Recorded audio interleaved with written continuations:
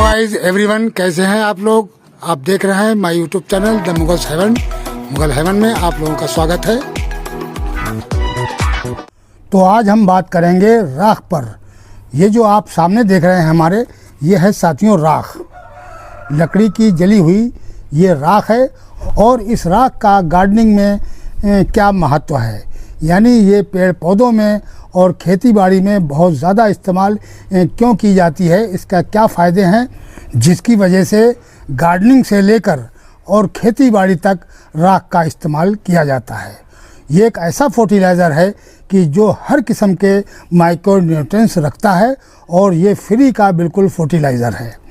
तो राख एक ऐसा फर्टिलाइज़र है जो हर किस्म के माइक्रो न्यूट्रिएंट्स की प्लांट को पूर्ति करता है। इतना ज़बरदस्त किस्म का ये फ्री का फर्टिलाइज़र है और आप अपने यहाँ गार्डन में ही इसको जला सकते हैं। आप कहीं से भी इसको राख को ला सकते हैं। आपके इलाके में कोई होटल वगैरह हो तो जो रोटी पकाते हैं तंदूर में, उस तंदूर में काफ़ी मात्रा में राख निकलती है। अगर आपके घर से नहीं निकल रही है या कोई चीज़ जलाने के लिए नहीं है तो आप वहाँ से उस भट्टी से राख को लाकर और अपने प्लांटों में इस्तेमाल कर सकते हैं। तो इस राख की अगर मैं खूबियों को बयान करूं तो आपको काफ़ी ताज्जुब होगा कि इतने ज़बरदस्त किस्म के इसके अंदर न्यूट्रिएंट्स मौजूद हैं। और हम अपने प्लांटों में इसलिए इसको डालते हैं कि जो प्लांट के हर किस्म के न्यूट्रिएंट्स की पूर्ति करता है। तो साथियों, क्या क्या इसके अंदर होता है कि जिसकी वजह से हम इसको प्लांट में या खेती बाड़ी में जो हमेशा से इस्तेमाल किया जा रहा है, ये कोई नई चीज़ नहीं है। इसको जो लोग जानते हैं राख के बारे में, तो वो राख को अपने यहाँ अपने प्लांटों पर या अपनी खेती बाड़ी में इसका काफ़ी इस्तेमाल करते हैं, जिससे उनको काफ़ी फ़ायदे मिलते हैं। तो इसकी न्यूट्रिशन वैल्यू क्या होती है, इसके अंदर क्या क्या चीज़ ऐसी है कि जिसके वजह से हमें इसको अधिक मात्रा में डालना चाहिए। यानी रोज़ाना तो नहीं, इसको लगभग महीने में एक मरतबा ज़रूर 1 चम्मच के करीब अपने प्लांट के अंदर आप डाल दें, अगर आप गार्डनिंग कर रहे हैं। और खेती बाड़ी में तो ये हमेशा से इस्तेमाल हो रही है, तो वहाँ तो उनके पास उसकी तादाद होती है कि कितनी राख चाहिए होती है, उसके हिसाब से वो अपनी खेती बाड़ी में इस्तेमाल करते हैं। इसके डालने से काफ़ी अच्छी मात्रा में फसल की पैदावार होती है। और उसी तरीके से हम अगर गार्डनिंग में इस्तेमाल करते हैं तो हमारे प्लांटों के ऊपर फल और फूल की मात्रा बढ़ जाती है और पौधे पर शाइनिंग आती है, पौधा बहुत चमकदार हो जाता है और पौधे की ग्रोथ भी काफ़ी अच्छी होती है। क्योंकि इसके अंदर जो न्यूट्रिएंट्स होते हैं वो काफ़ी अच्छे किस्म के न्यूट्रिएंट्स होते हैं। तो सिर्फ इसके अंदर कौन सा न्यूट्रिएंट्स नहीं होता है, वो सिर्फ नाइट्रोजन इसके अंदर नहीं होता है। यानी इसके अंदर नाइट्रोजन बिल्कुल नहीं होता है। उसके बाद में जो न्यूट्रिएंट्स हैं जैसे कि phosphorus, potassium, magnesium, sulphur, calcium और आयरन, इस किस्म के काफ़ी न्यूट्रिएंट्स इसके अंदर मौजूद हैं कि जिसकी वजह से हमारे प्लांट की ग्रोथ भी बहुत अच्छी होती है। जो फास्फोरस है वो पौधे के रूट को डेवलप करती है और पौधे के रूट को मोटा करने में ये सहायता करती है। यानी इसके अंदर फास्फोरस की मात्रा बहुत अधिक होती है। उसके बाद में पोटाशियम है, तो पोटाशियम जो है वो फल फूल के दर को बढ़ाता है, यानी उसकी तादाद को बढ़ाता है और प्लस उसको मजबूत करता है और उसके साइज़ को बड़ा करता है। तो ये पोटाशियम का काम है। और तीसरा फिर आता है मैग्नीशियम, प्लांट में शाइनिंग पैदा करता है, हरियाली पैदा करता है, यानी एकदम चमकदार उसके लीव्स वगैरह होंगे और उसकी ग्रोथ भी काफ़ी अच्छी होगी। उसके बाद में आयरन आता है, तो आयरन जो है वो भी काफ़ी फ़ायदा करता है, वो भी प्लांट के अंदर काफ़ी शाइनिंग पैदा करता है। प्लांट के अंदर जो फूल खिलेंगे वो ओरिजिनल कलर उसके निकल के आएंगे, चमकदार कलर होंगे फूलों के, तो ये आयरन का काम है। उसके बाद कैल्शियम, कैल्शियम का भी लगभग यही काम है। कैल्शियम भी काफ़ी मात्रा के अंदर प्लांट के अंदर जो उसके सेल होते हैं उसको बढ़ा देता है। यानी कैल्शियम जो है प्लांट के सेल को बढ़ा देता है और उससे प्लांट के अंदर काफ़ी मजबूती पैदा होती है। फल और फूल इसके डालने से गिरते नहीं हैं कैल्शियम डालने से। और जो फल फूलों के गिर जाने की या टेढ़े वेढ़े हो जाने की जो मरज़ पैदा हो जाते हैं तो वो कैल्शियम उसको ख़त्म कर देता है। और यही काम लगभग मिलता जुलता आयरन का भी है। तो इसके अंदर इतने किस्म के फ़ायदे हैं और ऐसा फ्री का फर्टिलाइज़र को हम इग्नोर करते हैं और अपने प्लांटों में इस्तेमाल नहीं करते हैं। लेकिन ये ज़्यादा तादाद में भी नहीं दिया जाता है। ये लगभग महीने में आप 1 टीस्पून अपने प्लांट के अंदर डाल सकते हैं। इसके डालने के कई तरीके हैं। आप इसको 1 टीस्पून लीजिए और अपने प्लांट के चारों तरफ डालकर और उसकी गुड़ाई कर दें। तो इस तरीके से आप सॉइल में भी डाल सकते हैं।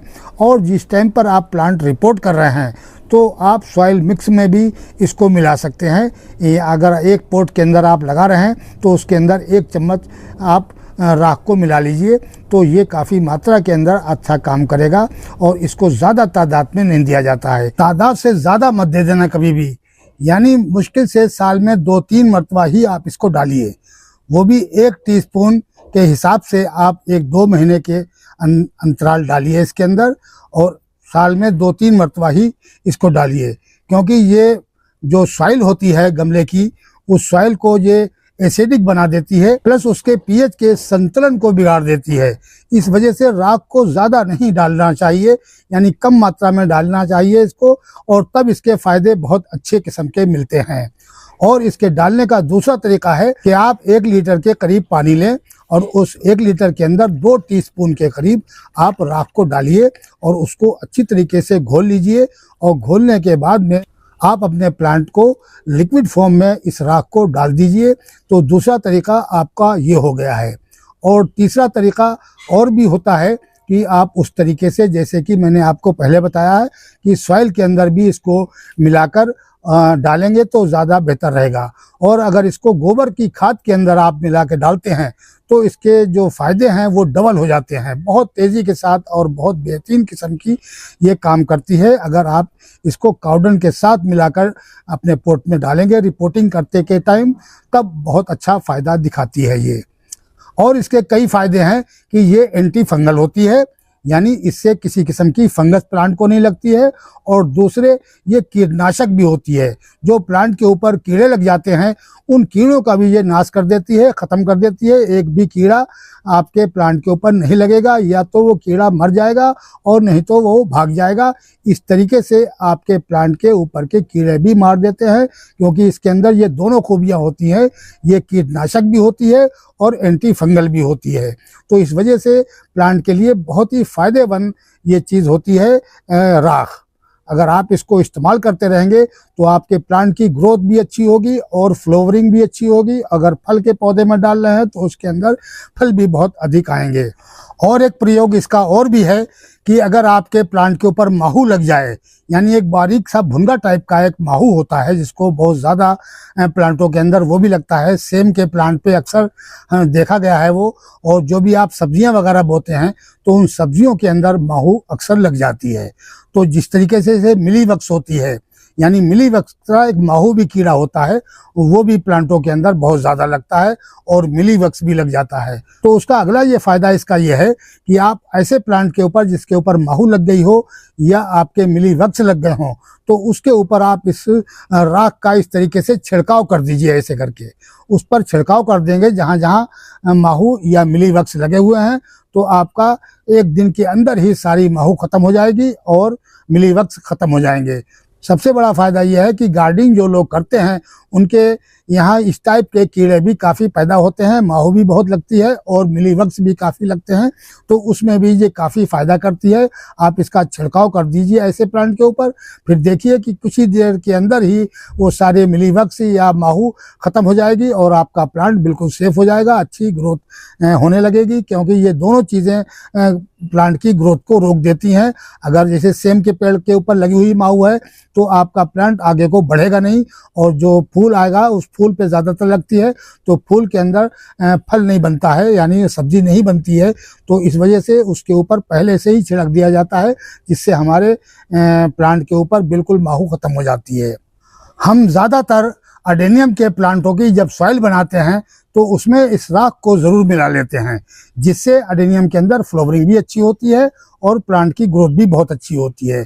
तो आज भी साथियों हम सॉइल के अंदर तो हम मिला चुके हैं। हमने कुछ प्लांट फरवरी में रिपोर्ट किए थे तो उसके अंदर हमने इसको मिला ली थी। अब हम इसकी सॉइल के अंदर इस राख को देंगे। तो एक तो तरीका मैंने आपको बताया था कि सूखी भी डालकर आप 1 टीस्पून एक प्लांट के अंदर डाल दीजिए, उसकी गुड़ाई कर दें और ऊपर से पानी दे दें। और दूसरा तरीका है कि आप लिक्विड फॉर्म में भी इसको डाल सकते हैं। तो आज जो हम ये फर्टिलाइजर अपने अडेनियम में डालेंगे तो वो हम लिक्विड फॉर्म में डालेंगे। तो हम सारे प्लांटों को ये फर्टिलाइजर देंगे आज, जिससे हमारे प्लांट के अंदर आने वाले टाइम तक फ्लावरिंग बहुत अच्छी होती रहेगी और अभी भी काफ़ी अच्छी ग्रोथ भी होगी और फ्लावरिंग भी काफ़ी अच्छी होगी।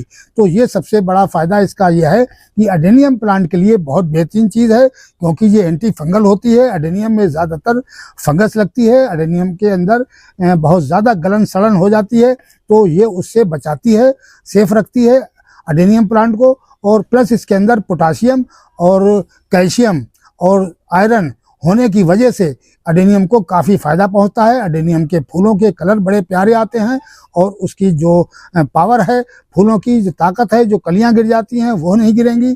ये सब चीज़ें काफ़ी मात्रा में राख से हमें सपोर्ट मिलती है। हम अडेनियम प्लांट के अंदर बहुत ज़्यादा इस राख को यूज़ करते हैं। हर 1-2 महीने के बाद हम राख को अडेनियम के प्लांट में इस तरीके से डाल देते हैं। और ये ज़्यादा तो नहीं देनी चाहिए, क्योंकि ये मिट्टी को ख़राब भी कर देती है अगर आपने ज़्यादा दे दी। और हम साल में कम से कम 2 या 3 मरतबा अडेनियम प्लांटों में ये राख को ज़रूर डालते हैं।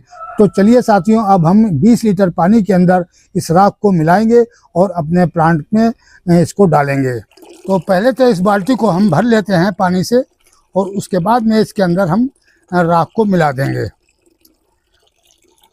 और फिर अच्छी तरीके से इसको घोल लीजिए और अपने फिर प्लांटों के अंदर इसको डाल देंगे। बहुत ही ज़बरदस्त किस्म की चीज़ है। ये पोटाशियम भी इसके अंदर होती है, तो इसकी वजह से इसके डालने से फूल भी बहुत अधिक आते हैं अडेनियम के अंदर। अब ये देखिए बाल्टी भर चुकी है। अब हम इसको पानी को बंद कर देंगे और इसके अंदर राख को मिला देंगे। तो ये मैंने 250 ग्राम के करीब राख ली है और इस राख को हम इसके अंदर डाल के और इसका एक घोल तैयार करेंगे बहुत अच्छी तरीके से इसको चलाकर। अब इसको अच्छी तरीके से इसके अंदर घोल लीजिए।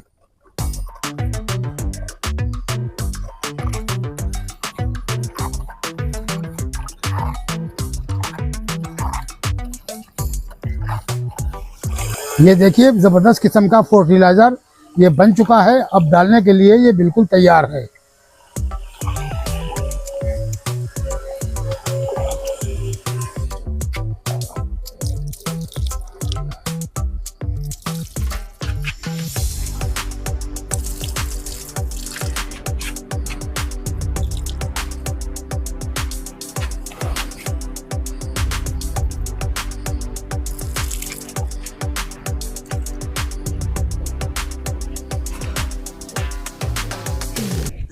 तो साथियों, इस तरीके से राख का प्रयोग आप अपने प्लांटों के ऊपर करिए और अडेनियम के अंदर अगर आप डालेंगे तो बहुत अच्छा इसका रिजल्ट मिलेगा। आप इसको इस्तेमाल करें, फिर देखिए कितनी ज़बरदस्त किस्म की ग्रोथ होगी और फ्लावरिंग भी बहुत अधिक आएगी। तो साथियों, वीडियो कैसा लगा? आज के वीडियो में इतना ही। मिलते हैं अगले वीडियो में नए टॉपिक और नए कंटेंट के साथ। अगर हमारा वीडियो अच्छा लगे तो प्लीज़ लाइक कीजिए, शेयर कीजिए और सब्सक्राइब कीजिए। शुक्रिया, धन्यवाद।